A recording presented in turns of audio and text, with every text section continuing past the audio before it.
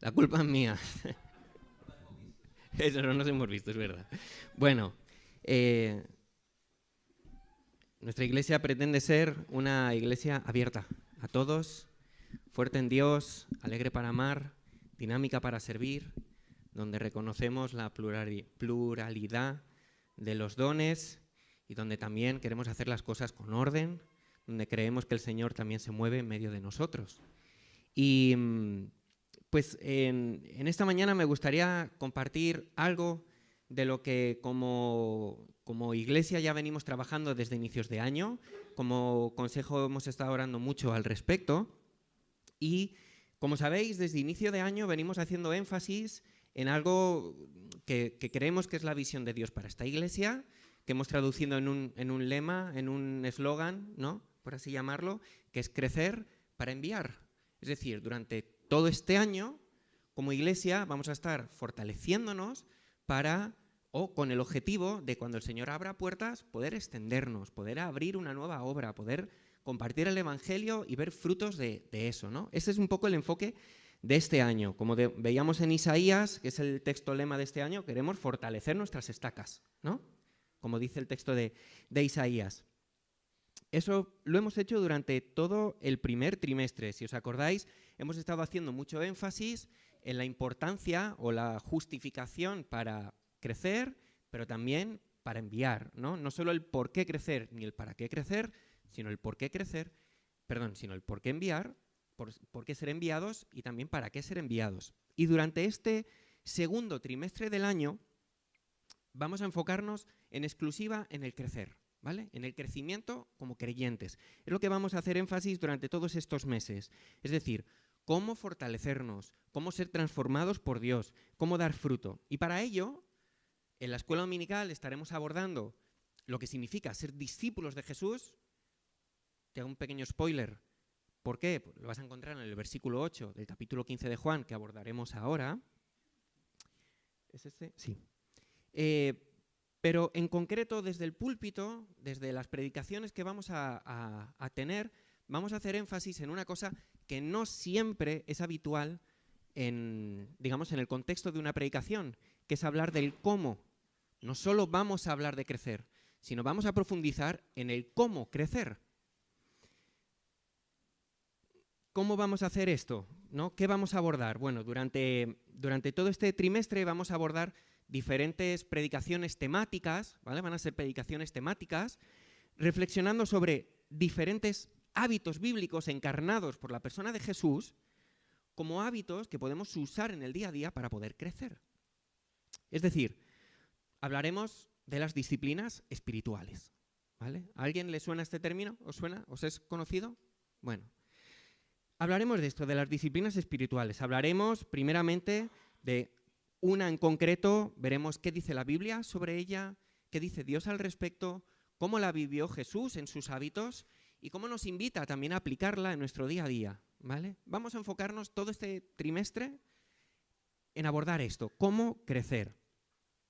Y esta mañana no voy a abordar ninguna disciplina en concreto, sino que vamos a irnos un paso atrás, ¿vale? Porque vamos a hablar esta mañana de la importancia y necesidad de las disciplinas espirituales para el crecimiento del creyente, ¿vale? Así que os voy a pedir, por favor, que vayáis buscando capítulo 15 de Juan, versículos del 1 al 8.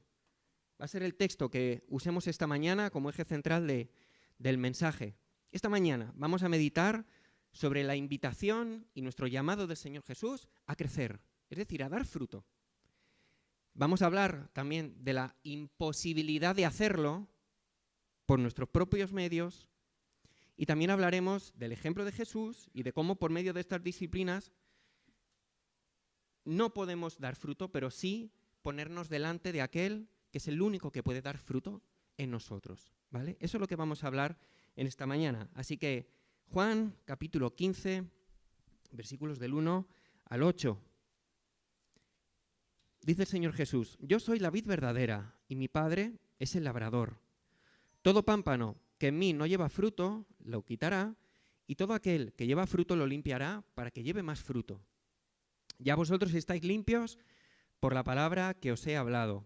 Permaneced en mí y yo en vosotros. como el pámpano no puede llevar fruto por sí mismo si no permanece en la vid, así tampoco vosotros, si no permanecéis en mí.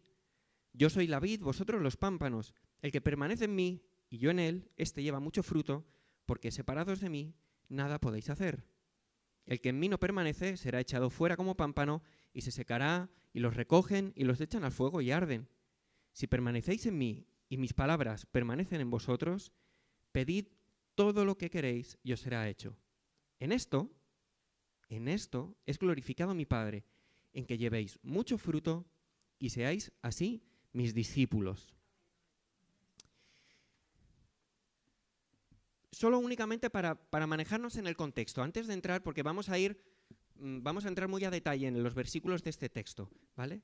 Por ponernos en antecedentes, ahora mismo, unos capítulos anteriores, durante la noche en el aposento alto, Jesús enseñaba a sus discípulos, les estaba animando, les estaba consolando, ¿no? De alguna forma ya se acercaba la fecha, ¿no?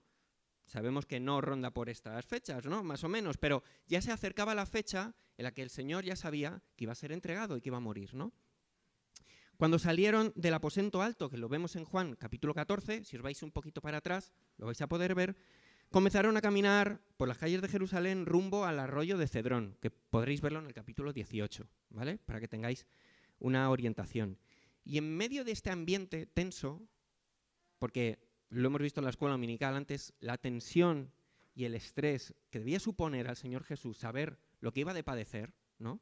En medio de este ambiente, Jesús ya empieza a formar a sus discípulos, no animándolos ni consolándolos, sino preparándoles para cuando Él ascendiera, ¿vale? Y lo que encontramos aquí en el capítulo 15 es básicamente es una enseñanza instructiva, es una instrucción, ¿qué hay que hacer, ¿no?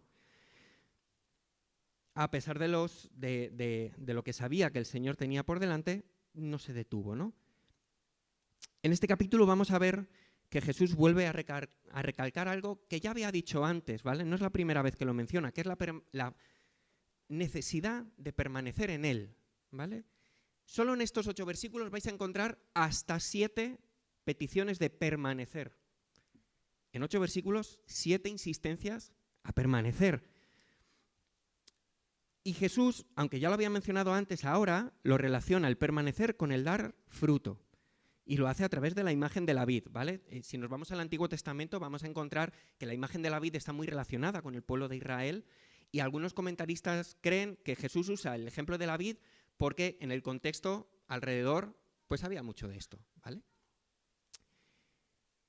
Pero Jesús lo que quiere enseñar a los discípulos en ese momento es que la vida de fe, la vida en Cristo, una vida verdadera en Cristo, es una vida que da fruto. Y ahora vamos a ver qué significa todo esto, ¿vale? Pero vamos a ir por partes y en vez de ir de arriba hacia abajo, vamos a empezar por el final, ¿vale? ¿Vosotros no habéis ido nunca a una librería, en la FNAC, por ejemplo, habéis cogido un libro y por curiosidad leéis la última página? ¿Soy solo yo que estoy loco? ¿No? Bueno, pues vamos a empezar por el final. Vamos al versículo 8, porque en el versículo 8 vamos a encontrar la clave. Ay, si puedes, Sebas, darle tú, porque aquí está. Vamos a encontrar la clave del pasaje. En el versículo 8 podemos encontrar el propósito de Dios para nuestra vida, ¿vale? Y quizás es más fácil empezar por el final y leyendo este versículo. Sencillo, ¿no? En esto es glorificado mi Padre, en que llevéis mucho fruto y que seáis mis discípulos. Casi no haría falta ni explicar nada. Yo creo que la palabra habla por sí sola. Mejor ya, pues acabamos el culto, ¿no? Nos vemos hasta la semana que viene. Quiero hacer un énfasis en esto, porque aunque se entiende muy bien, creo que aquí hay un matiz importante que debemos tener en cuenta. Me gustaría preguntaros si tenemos claro o no cuál es nuestro propósito. ¿Tenemos de eso? ¿No? ¿Existe? Bueno, asumimos que sí, ¿no? Como creyentes, y sobre todo los que hemos nacido en el contexto de la Iglesia, lo hemos oído muchas veces. Es verdad que luego más adelante lo hemos entendido, ¿no? Pero, ¿tenemos propósito? Bueno, en el momento en el que aceptamos al Señor Jesús como nuestro Salvador, ¿qué ocurre? ¿No? O, dicho de otra forma, ya soy cristiano, ¿no? ¿Ahora qué? ¿Ahora qué toca? ¿No? Ya he llegado a la meta, ¿no? Bueno, estas preguntas se resuelven de una forma muy fácil, ¿no? A la pregunta de ¿tenemos propósito? Sí, tenemos propósito.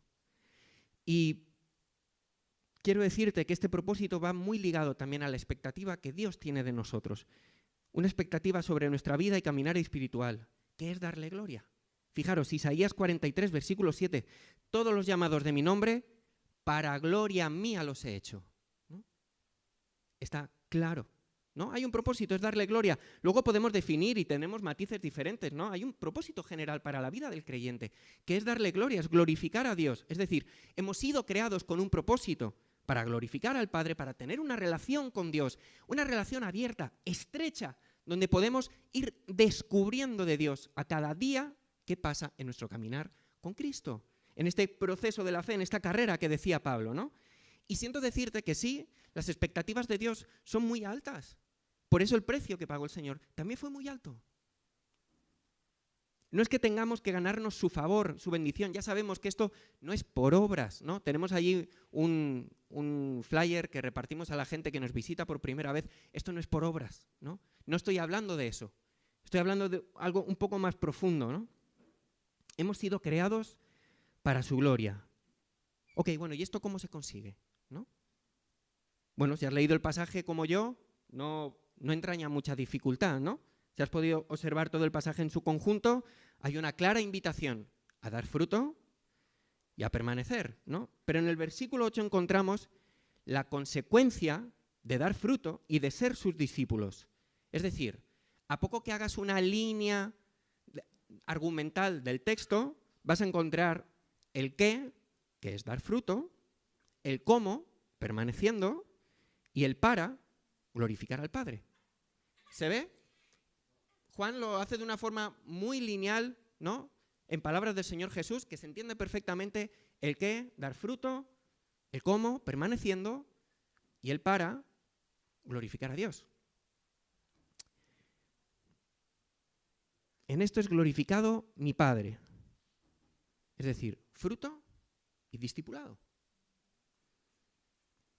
Antes de pasar a la siguiente parte, sí creo que cabe preguntarse una cosa, porque muchas veces el lenguaje evangélico o cristiano lo asumimos mucho, pero yo no sé si sabemos definir lo que es el fruto. ¿Sabrías definir lo que es el fruto? Es una pregunta retórica, no me contestes. ¿Vale? ¿Sabríamos definir lo que es el fruto? Bueno, algunos comentaristas bíblicos hablan o creen que Jesús se está refiriendo a un fruto ministerial, es decir, un fruto de personas, nuevos creyentes, ¿no? Sin embargo, sin contradecirlo, otros comentaristas lo que hablan es que Jesús está haciendo un énfasis en los frutos del Espíritu. Bueno, y qué curioso, hay algunos comentaristas que dicen que se refieren a las dos cosas, ¿no? Sugieren que Jesús habla de cómo vivir ese gran mandamiento, ¿no? Amarás al Señor tu Dios. Por eso, en el versículo 9 que no hemos leído, Jesús hace la invitación de permanecer en mi amor. Y a la vez está haciendo o les está explicando cómo vivir la gran comisión. Es decir, las dos formas de interpretarlo. Pero hay una definición de fruto que no está en la Biblia, ¿vale? Pero a mí me gusta mucho. Seba, si lo puedes dar porque esto no funciona. Así. Es una definición de Nicolás Tranchini, es un pastor argentino afincado en una iglesia de Málaga, y dice, fruto es todo lo que Cristo desea producir en una persona y todo lo que solo Él es capaz de producir en una persona. Eso podría ser el fruto. Por eso hablamos de que Él es la vid. ¿Cómo es glorificado el Padre? Llevando fruto y siendo sus discípulos, o dicho de otra forma, creciendo en Él y viviendo las enseñanzas del Maestro para enseñarlas a otros. Si estuvisteis en la escuela dominical pasada, aprendimos con Ángel lo que significa e implica ser un discípulo, ¿no? El cómo replicar las enseñanzas de nuestro Maestro, imitar su ejemplo para poder enseñarlo. ¿Hasta aquí vamos bien? Ok, muy bien. Ahora sí, vámonos al inicio del texto, vamos a los primeros versículos, ¿no? Ese fruto de la vid. Lo leemos si queréis. Yo soy la vid verdadera y mi Padre es el labrador. Todo pámpano que en mí no lleva fruto lo quitará y todo aquel que lleva fruto lo limpiará para que lleve más fruto. Ya vosotros estáis limpios por la palabra que os he hablado. Bien, cuando vemos la afirmación del Señor Jesús como la vid, yo soy la vid, por cierto, en el libro de Juan, yo soy la vid verdadera, es el último yo soy que Jesús pronuncia, ¿vale? Sabéis que en el texto de Juan encontramos muchos yo soy la puerta, ¿no? Yo soy el pan de vida, etc. Este es el último yo soy que encontramos en el libro de Juan. Y tiene un valor importante también. Cuando vemos que Jesús hace esta afirmación de que Él es la vid y el Señor es el labrador, nos encontramos con una realidad que muchas veces hay que profundizar en el texto para verla. ¿Por qué? Porque efectivamente, de la misma forma que se puede llevar fruto, adivina qué, también se puede no llevar fruto. Es una realidad a la que estamos expuestos. En el versículo 2 lo vemos claramente. Hay dos tipos de pámpanos, los que llevan y los que no llevan, con o sin fruto.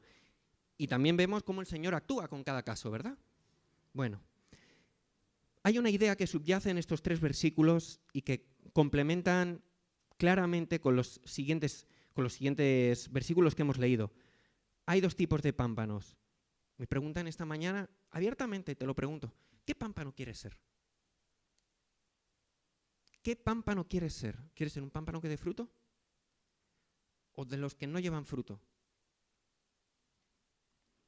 O dicho de otra forma, si para glorificar al Padre hay que llevar fruto, ¿por qué no damos el fruto que podríamos estar produciendo? Yo hablo por mí, yo hablo de mí porque soy la mejor persona que conozco, ¿vale? Entonces, yo hablo de mí, pero a mí esta pregunta me pone frente a un espejo que muchas veces es difícil de mirar, es muy difícil de mirar. Hago un análisis de mi vida espiritual y no sé tú, pero yo no siento que estoy dando todo el fruto que podría estar dando. No sé si llego a esa expectativa, ¿no? Y cabe preguntarse, ¿estoy dando fruto? ¿Estoy glorificando a Dios por medio del fruto que estoy dando? Si tu respuesta es como la mía, mi respuesta es no estoy dando el fruto que debería estar dando. Entonces cabe preguntarse, ¿qué me impide estar dando fruto? ¿Qué me impide crecer? ¿Qué me impide ser transformado por Dios, no? Y seguro que tienes alguna idea en tu cabeza, seguro, y quizás puedes pensar que los motivos son cosas que no tienen que ver contigo, ¿no? Es que vivimos en una sociedad muy compleja, ¿no? Es que vivimos en un ritmo acelerado, es que las políticas de este país y las políticas europeas, es que el trabajo, es que... Sí, está bien, ¿vale? Está bien. Pero hay una razón de mucho más fondo que es muy básica, pero a la vez es muy trascendente. El principal motivo por el que no damos el fruto tiene que ver con lo que hace que den fruto, que es el corazón. El corazón. ¿Qué dice la palabra de Dios acerca del corazón? Jeremías 17:9. Engañoso es el corazón más que todas las cosas y perverso. ¿Quién lo conocerá? ¿No? Marcos 7, del 21 al 22. Porque dentro del corazón de los hombres salen los malos pensamientos, los adulterios, las fornicaciones, los homicidios, los hurtos, las avaricias. ¿Y para qué contarte más? No quiero en esta mañana centrarme en la condición del corazón, pues yo creo que la conocemos perfectamente. No nos engañemos, nos conocemos muy bien. Sabemos lo que tenemos aquí. Lo sabemos de sobra, ¿no? Salvo que estemos muy engañados, ¿no? No damos el fruto que deberíamos dar porque muchas veces no tenemos el corazón puesto en el sitio y el lugar que tiene que estar. Hay un texto en Mateo que conocéis de sobra que dice así, porque donde esté vuestro tesoro, ¿qué le pasa? Allí también estará vuestro corazón. Me voy a explicar, ¿vale? Por matizar esto que acabo de decir. Lo pone en Mateo, voy a parafrasear Mateo. El corazón es el lugar donde se guardan todos mis deseos y mis anhelos. Ese es el lugar donde se guardan todo aquello que más amo y que más quiero. El corazón no es únicamente un rincón de las emociones, ¿no? Es mucho más que eso, es el lugar donde atesoramos todos nuestros tesoros. De hecho, para la cultura hebrea, esto lo hablamos en el Oasis esta semana, el corazón, para la cultura hebrea, era un todo. No era un músculo, no era un órgano, no era un lugar puramente emocional, era un absolutamente todo. Es la caja de seguridad donde voy almacenando todas las cosas que para mí tienen valor, ¿no? Mis hijos, mi casa, ¿no? Mi estatus, mi trabajo. Es el depósito donde voy guardando todos mis gustos, mis metas, mis anhelos más profundos. Y es allí donde se toman decisiones. No es aquí, como creemos, es aquí. El motor de las decisiones está en el corazón del ser humano. En pocas palabras, dentro del corazón se encuentra lo que amas, ¿no? Por eso muchas veces decimos esta frase, los hombres que somos unos románticos, ¿no? Como David, Nacho, ¿no? Somos unos románticos, decimos, te amo con todo mi corazón. Claro, es que tiene todo el sentido del mundo. Bueno, todos sois unos románticos, ¿vale? Que veo caras de envidia, no, todos. ¿Vale? En el sentido más práctico, me explico de una forma sencilla. Uno hace lo que ama. Es imposible hacer algo que no amas, que no te nace, que no quieres. O al menos no se hace de una forma íntegra. Uno hace en función de donde tiene puesto el corazón. Por eso digo que uno hace lo que ama, porque el amor es la respuesta del corazón cuando encuentra un tesoro. No es una emoción ni una decisión, es ambas. Se condicionan. El amor, el amar es la reacción de todo mi ser cuando encuentra algo de valor. La respuesta de mi corazón cuando encuentro algo valioso. Como te he preguntado antes, te pregunto ahora. Piénsalo, ¿qué es valioso para ti? ¿No? Yo me he visto frente a esa pregunta como un espejo y las respuestas son muy duras. Y tenemos un problema en el corazón, del corazón. Nuestro corazón es sumamente influenciable y el corazón reacciona a las cosas a las que le exponemos. Muchas veces, hermanos, la verdad, no exponemos el corazón a las mejores cosas. No lo exponemos a aquello que nos puede construir. El corazón busca placer y muchas veces nuestro placer no es Cristo, ¿no? Yo tengo una larga lista de cosas a veces que tengo por delante de mi relación espiritual y me aterra, me asusta, ¿no? Porque eso desvela mi propio corazón. Muchas veces lo que tenemos, ¿no? Ese placer que tenemos es la música, el deporte, las relaciones, la familia, nuestros hijos, nuestro ego, nuestro orgullo, nuestro pecado. Sí, también se almacena en el corazón. Hay una frase a mí me encanta de Timothy Keller que yo creo que conocéis. La mayoría es un autor cristiano muy, muy reconocido y dice, la idolatría no consiste solamente en no obedecer a Dios. La idolatría es poner todo el corazón en algo aparte de Dios, ¿no? A veces cuando hablamos de idolatría nos imaginamos un culto con antorchas sacrificando una cabra. No, eso también lo es, ¿vale? Pero la idolatría a veces es mucho más básico que eso. Es poner el corazón en otro sitio que no es en Cristo. Eso es. Y se nos olvida muy frecuentemente esta verdad y depositamos nuestras fuerzas en normas y patrones morales que realmente no definen nuestra relación con Cristo, ¿vale? Que las personas participemos en las actividades de la iglesia, déjame decirte, eso no habla de tu relación espiritual. David y Stephanie lo saben porque estuvimos en una iglesia en Dallas y bueno, en varias iglesias en Dallas hay iglesias que tienen músicos en la alabanza, que son profesionales, que no son cristianos. Son músicos profesionales. Se les contrata para que lleguen y toquen y se vayan. Y en España nos encontramos de todo. Hay un vídeo muy bueno, es un spot muy chiquitito, en el que está predicando un pastor con su iglesia y ¡pum! Llega el Señor y el arrebatamiento. ¿Y sabes quién se queda? El pastor, ¿no? Bueno, exagerándolo, llevándolo a un extremo, a eso me refiero, ¿vale? ¿Qué dice Primera de Samuel 16:7? Jehová no mira lo que mira el hombre, pues el hombre mira lo que está delante de sus ojos, pero Jehová, ¿qué mira? Jehová mira el corazón. Recordamos lo que decía Mateo, ¿vale? ¿Te has dado cuenta que el mandamiento más grande que nos manda Dios, que es amar al Señor, ese mandamiento que Dios te ha dado es que lo ames, es decir, que sea tu tesoro? Ese es el mandamiento.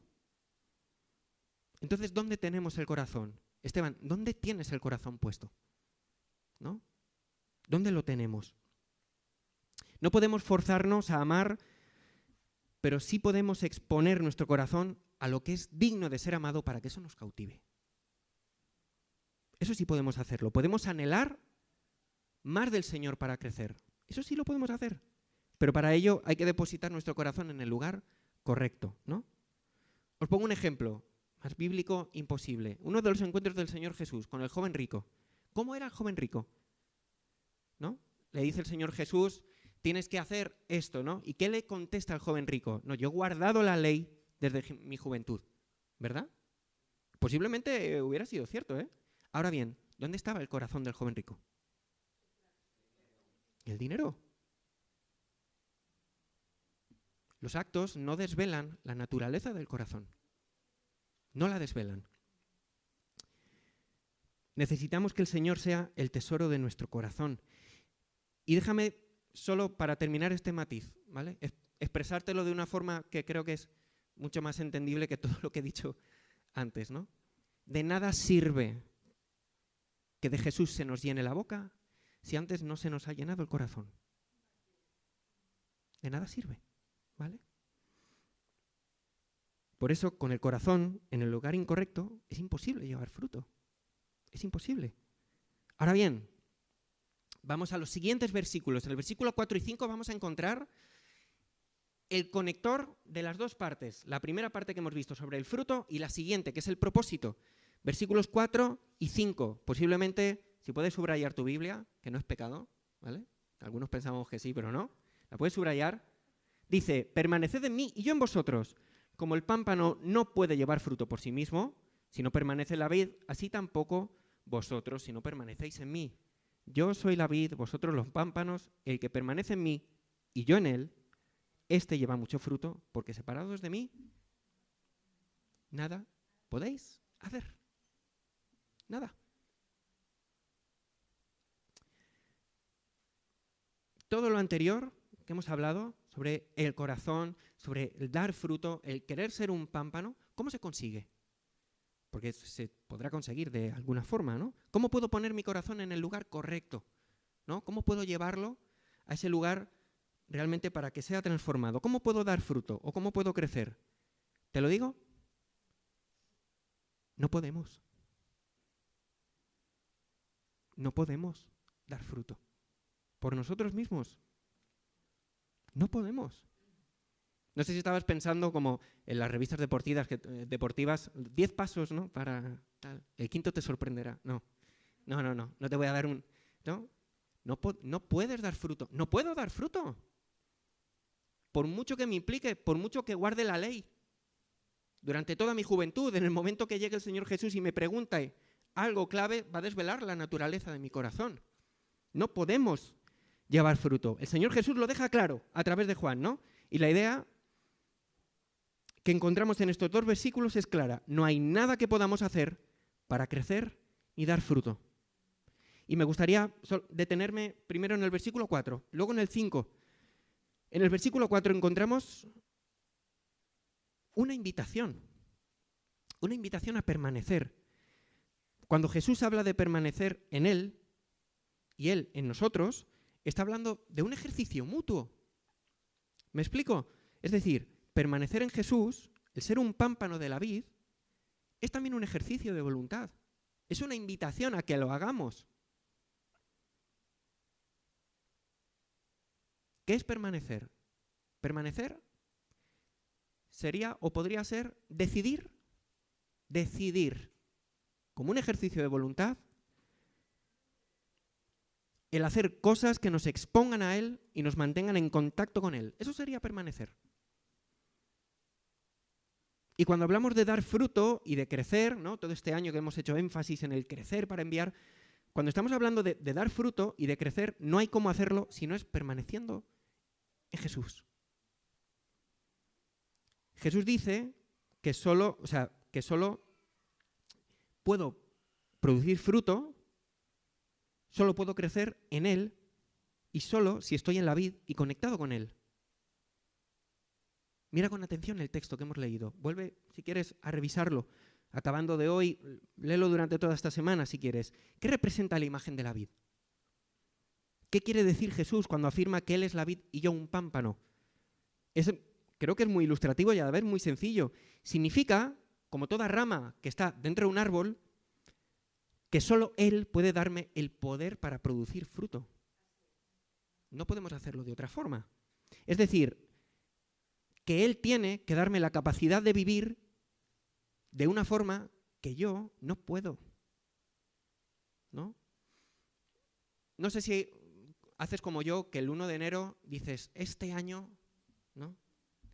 Bueno, yo en mi época de estudiante, que gracias a Dios ha quedado atrás, yo me acuerdo que decía, cuando iniciaba el curso, y seguro que vosotros también, y si no, pecadores. No te creas. Seguro que lo has dicho alguna vez. Este año lo estudio todo desde el primer día, ¿no? ¿No has hecho esa frase alguna vez? Seguro que sí. No me mintáis, seguro que sí. En algún momento. Bueno. ¿Y qué pasa cuando llevas un mes o 2 meses? ¿Qué le pasa a esa promesa, no? Bueno, los que son muy aplicados y aplicadas, en especial aplicadas, que generalmente son más aplicadas, el resto, la curva de ese ejercicio va tendiendo hacia abajo, ¿no? No se mantiene. Bueno. Juan 15 es muy claro. El fruto es algo que solo Jesús puede producir en mí. Y Jesús tiene que estar presente para que eso suceda. No hay otra forma de crecer espiritualmente ni dar fruto que no sea en conexión con Jesús. Es la vid, es Jesús quien nutre mi capacidad de dar fruto. Y la razón por la que nos cuesta tanto entender esto es porque todavía pensamos que tenemos la capacidad de vivir de forma o de la forma que Dios espera de nosotros. Y no podemos hacerlo. No podemos. La expectativa que Dios tiene sobre ti es proporcional a nuestra incapacidad para cumplir esa expectativa. Fijaros, hay una frase que me encanta de este pastor que os decía de Málaga. La vida cristiana no es difícil de vivir. La vida cristiana es imposible de vivir. Es imposible. No sé si me hago entender. El cristianismo no es un programa de autoayuda. No es un programa de autorrealización donde yo tomo unas normas y entonces voy construyendo mi vida para poder llegar a Cristo. No funciona así. El cristianismo no es eso. No lo es. El cristianismo es un constante redescubrimiento de que sin Cristo no puedo crecer. Es el estar descubriendo y evidenciándome constantemente mi propia indignidad y mi propia incapacidad de poder crecer. Ese es el sentido del Evangelio.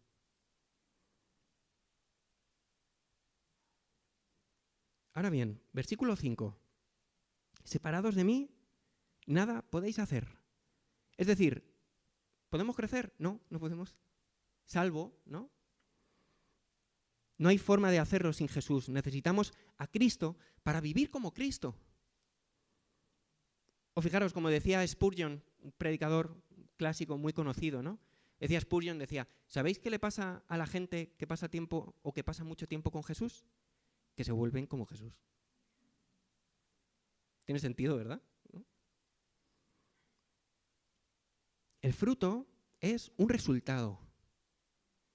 Es un resultado. El fruto, el crecimiento, es una consecuencia de lo que Jesús hace en nosotros y no de lo que hacemos nosotros por Él. Esa es la consecuencia, ese es el fruto. Necesitamos de su gracia para poder dar fruto, y esto es solo por su gracia. Solo cuando vemos nuestra propia y continua pobreza espiritual, seremos conscientes de nuestra continua necesidad de vivir en Cristo. ¿Qué dice en Mateo 5? Bienaventurados los pobres, ¿en qué? En espíritu. ¿Por qué? Porque de ellos es el reino, ¿no? Si realmente queremos cambiar, si queremos crecer, si queremos dar fruto, vamos a tener que apoyarnos fuertemente en nuestra propia incapacidad para depender de su gracia. Es importante destacar una cosa de esto, ¿vale? Destacar la importancia de su gracia en el proceso del crecimiento, ¿vale? Porque cuando pones tu vida, cuando pongo mi vida a la luz de lo que Dios espera de mí, pues se nos saltan los colores, ¿verdad? Pero es normal. ¿Cómo no nos vamos a sentir así? No sé si tú no te sientes evidenciado a la luz de la palabra de Dios. A mí se me revuelven las tripas, ¿no? Como quien dice. El propósito central de la ley es mostrarnos que no podemos cumplirla. Y esto nos ayuda a entender cuánto necesitamos de su gracia para permanecer en él. Romanos 3, versículo 20. Por las obras de la ley, ningún ser humano será justificado delante de él. O por ejemplo, Romanos 5, 20. Pero la ley se introdujo para que el pecado abundase, mas cuando el pecado abundó, sobreabundó la gracia. Y qué frustrante es, no sé si lo vives, el querer y no poder, ¿no? El hacerle promesas al Señor que pasa un tiempo y las incumplimos y las rompemos. No sé si es tu experiencia, la mía lo es. Es un camino, mi caminar con Cristo es un camino de frustración. No porque me genere frustración, sino porque me pongo constantes metas que al cabo de un tiempo me di cuenta que no puedo llegar, que no puedo cumplir. Es un constante luchar contra todos mis ídolos, contra todas las cosas que me alejan del Señor. ¿Te ha pasado que estás con el teléfono y de repente pasa una hora y media y todavía sigues allí clavado en el teléfono? O viendo una película, o hablando mal de alguien y dices, ay, por Dios, pero si estoy... ¿No? ¿Te ha pasado? A veces que no nos damos ni cuenta. Los tenemos tan arraigados que a veces no nos damos ni cuenta.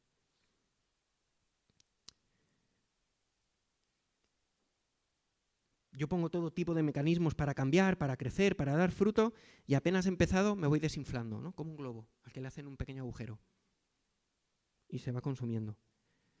Vosotros os imagináis, siguiendo el ejemplo de la vid, vosotros os imagináis una rama, un pámpano en el suelo, allí tirado, produciendo un sinfín de olivas. Yo tampoco. No tiene sentido. Pues así nosotros, ¿no? No podemos dar fruto si no es en la vid. No podemos. Ahora bien, hasta aquí la intención era que vieras en estos versículos que hemos leído de Juan, o que pudiéramos entender que la expectativa es grande, que la forma de darle gloria al Padre es clara, lo vemos en el versículo 8, pero que somos incapaces de llevarla a cabo, versículo 4 y 5. No hay fruto que no venga de Él, ¿no? Ahora bien, aun con todo esto, sí hay algo que sí podemos hacer, que es lo que hemos mencionado antes, que es permanecer. Sí podemos permanecer, el Señor nos invita a hacerlo. Hablábamos del corazón como el problema central para dar fruto, para ese obstáculo, ¿no? Para permanecer, y efectivamente no podemos dar fruto por nosotros mismos, no podemos. Pero sí podemos llevar nuestro corazón a los pies de aquel que sí nos puede hacer crecer y sí nos puede hacer llevar fruto. Eso sí lo podemos hacer. Y sí podemos llevar a cabo hábitos que nos lleven a permanecer. Es decir, como decíamos antes, hábitos que nos expongan y que nos mantengan ante aquel que sí nos puede hacer crecer y que sí nos puede hacer dar fruto. Y en todo el texto bíblico, y en especial en el ministerio de Jesús, encontramos diferentes prácticas que tienen el propósito no de dar fruto por sí mismas. Ese no es el propósito, sino de ponernos delante de Él, de injertarnos en la vid, de volvernos a colocar en la vid, para que sea la vid que nos nutra para poder dar fruto. Y a estas prácticas se les conoce como las disciplinas espirituales. Como os decía, una de las claves pues para permanecer, para exponernos a Él, es el desarrollar pequeños hábitos, ¿no? Ahora bien, también hay hábitos que son malos, lo sabemos, ¿verdad? Pero tenemos hábitos que encontramos en la palabra de Dios, la lectura de la Biblia, la oración, el ayuno, la memorización de los pasajes bíblicos. Había una parte que me encanta, por ejemplo, no sé si sabíais que la memorización es una de las disciplinas espirituales. De hecho, para mí el ejemplo de memorización es Juan Blake, que siempre llevaba sus tarjetitas con los versículos y se los sabía de memoria. Un ejemplo de ello es cuando está Jesús en el desierto. Le tienta el diablo, ¿y qué le contesta el Señor Jesús? 3 veces. No, primero, antes. Como está escrito, y le recita. Se sabía la escritura, ¿eh? Bueno, esto es solo un ejemplo, pero de alguna forma somos el resultado de lo que decidimos hacer con nuestro tiempo. Y esto es importante porque, como decíamos antes, nuestro corazón es sumamente influenciable. Tú puedes ser una persona extremadamente comprometida con Dios. Puedes estar aquí todos los domingos, participar en todas las actividades, hacer todo lo que quieras. Ahora bien, exponte el suficiente tiempo a algo que te aparte de Dios y ¿qué crees que puede pasar? Por eso quiero hacer énfasis en que tus hábitos no te cambian, pero sí te pueden llevar delante del único que sí te puede cambiar, que sí nos puede cambiar. Esa relación con Dios en Jesucristo, que por el Espíritu modela el carácter a semejanza de Jesús, esa invitación a permanecer en la vid se puede cultivar a través de estas llamadas disciplinas espirituales. Y el término nos suena, en la tradición evangélica nos suena muy extraño, ¿no? Porque de alguna forma nos hemos acostumbrado a identificar la disciplina, ¿no? El orden, como falta de autenticidad, ¿no? Es muy común verlo, ¿no? Y por otro lado, por el contrario, asociamos la espiritualidad con la espontaneidad, ¿no? Y no necesariamente es así. Estas disciplinas espirituales, algunos autores les llaman medios de gracia, en las que abrimos de forma consciente un espacio para la intervención del Espíritu Santo en nuestra vida. Es decir, son medios que son indispensables y absolutamente necesarios para tener un encuentro cara a cara con el único que puede sanarnos, que es Cristo. Y lo vemos en 1 de Mateo, ¿no? Ejercítate para la piedad. Algunas versiones hablan de disciplínate, ¿no? Fijaros, me gustaría leeros un fragmento de uno de los teólogos precursores, no precursores, pero que más han estado trabajando las disciplinas espirituales, se llama Dallas Willard, y dice: Dios ha preparado un metódico sendero de recuperación. La gracia de Dios no excluye al método, ni el método a la gracia. La gracia da sus mejores frutos con el método y el método con la gracia. Por tanto, la formación espiritual en Cristo no es un proceso misterioso, irracional y sin control. El sistema ordenado por Dios, por el que el alma vive bajo la gracia, es algo que puede y que debe descubrirse, respetarse y que requiere de nuestra colaboración, de nuestra decisión, de cómo usamos el tiempo, si es que queremos alcanzar los resultados del crecimiento espiritual proyectados por Dios. Es decir, estas disciplinas, que ahora veremos, nos ayudan a trascender la superficialidad de la vida espiritual, ir más allá. Yo creo que me lo habéis oído alguna vez, seguro. No me creo que la realidad espiritual que hoy vivo ya haya tocado techo, ¿no? No pueda vivir más, no pueda descubrir más. No me lo creo. No me lo creo. Estas prácticas no están reservadas para las personas más místicas, ¿no? Porque somos muy espirituales, no, al contrario. Estas son prácticas que vienen siendo practicadas de hace miles de años por muchísimas personas. Richard Foster, que es otro de los autores, ¿no?, más conocidos sobre las disciplinas, dice una cosa que es necesaria para practicar los hábitos de Jesús. ¿Sabes qué cosa es necesaria? ¿Qué requisito es? Decía Richard Foster, el requisito principal para practicar los hábitos de Jesús es tener anhelo de Dios. No se necesita más. No tienes que estudiar un máster en teología ni nada para ello. No. Tampoco estas prácticas son mágicas y no producen fruto artificialmente, ¿vale? Las disciplinas espirituales no pueden hacer nada por sí solas, ¿vale? Solo pueden llevarnos al sitio donde se puede hacer algo con nosotros. Ahora bien, ¿cuál es la forma en la que Dios puede usarnos. Bueno, las disciplinas espirituales, esas herramientas espirituales, pueden ser un buen ejemplo.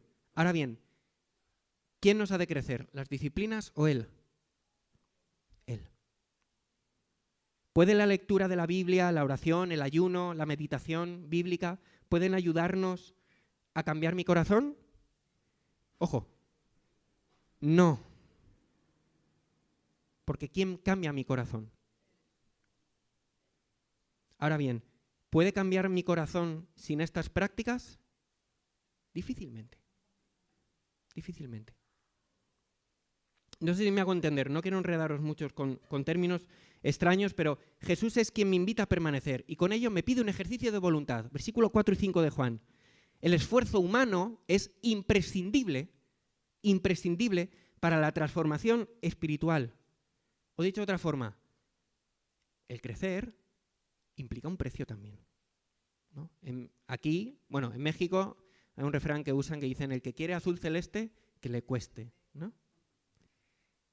Aquí, en España, ¿qué refrán tenemos para esto? A ver, los refraneros. Por ejemplo, ¿no? Por ejemplo, ¿no? El refranero, la verdad es que es muy rico para este tipo de cosas, ¿eh? No obras ni sacrificios, sino hábitos. ¿Por qué? Porque Dios me hace responsable de mi propio crecimiento espiritual. Por eso la invitación es a permanecer. Porque perfectamente el Señor podría hacerlo por nosotros. Claro que podría hacerlo. Por supuesto que podría hacerlo. Y no lo hace porque deposita en nosotros esa responsabilidad. ¿Dependo entonces de mi esfuerzo para crecer? Ahora quiero liaros un poco más, ¿vale? ¿Dependo de mi esfuerzo para crecer? Pues mira, os ponía aquí.